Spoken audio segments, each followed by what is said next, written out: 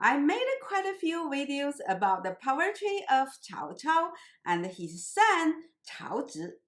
And I was talking about the philosophical transition from Confucianism to Taoism at the end of the Three Kingdom period, and how such philosophical transition was expressed in poetry.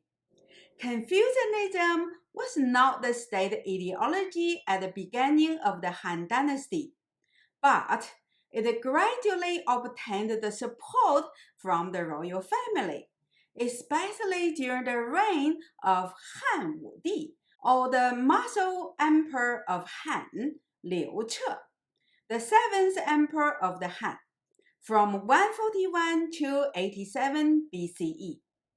Confucianism reached its peak of dominance around the beginning of the new millennium when Wang Mang usurped the throne from the Han Emperor Liu Kan. He established his own dynasty, Xin Cao, or the New Dynasty, and implemented Confucianist ideal as a real political system starting in the fourth year of the new millennium. His new policies, including culture, political, economic, and land reforms, that was absolutely radical even from today's point of view. Of course, the reforms were disastrous. His new dynasty only lasted 15 years, and he was killed by the rebellious peasants in the 23rd AD. A distant cousin of the Han Emperor Liu Xiu re-established the Han Dynasty in the 25th AD.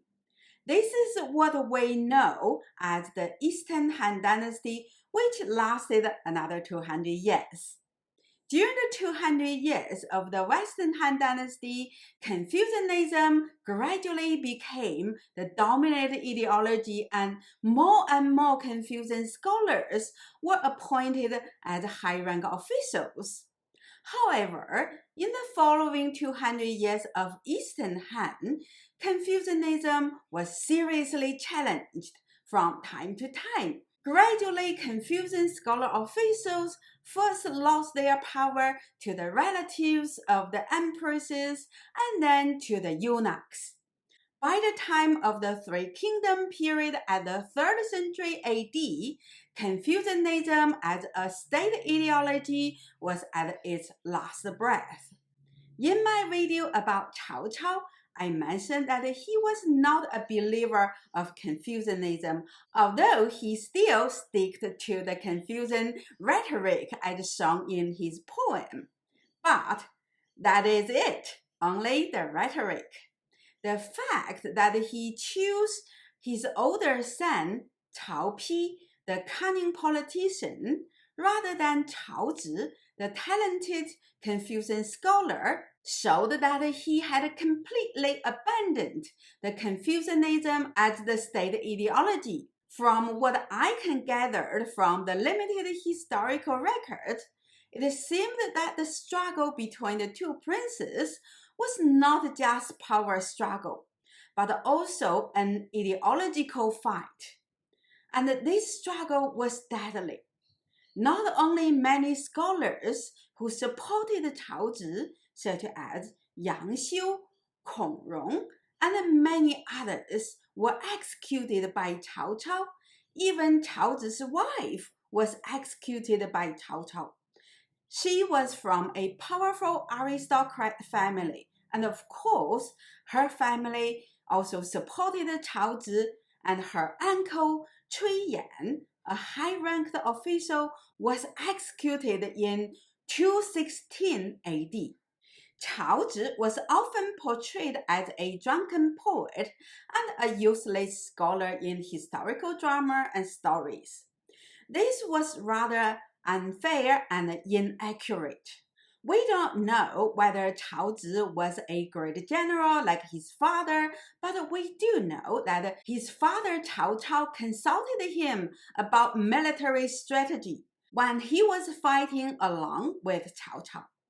Cao Zhi was also put in charge of a military campaign against a general named Guan Yu, who was loyal to the Han Emperor. We have reason to believe that Cao Zhi was a reasonably good general. Cao Zhi also drew the support of a large number of the Confucian scholar officials at his father's court.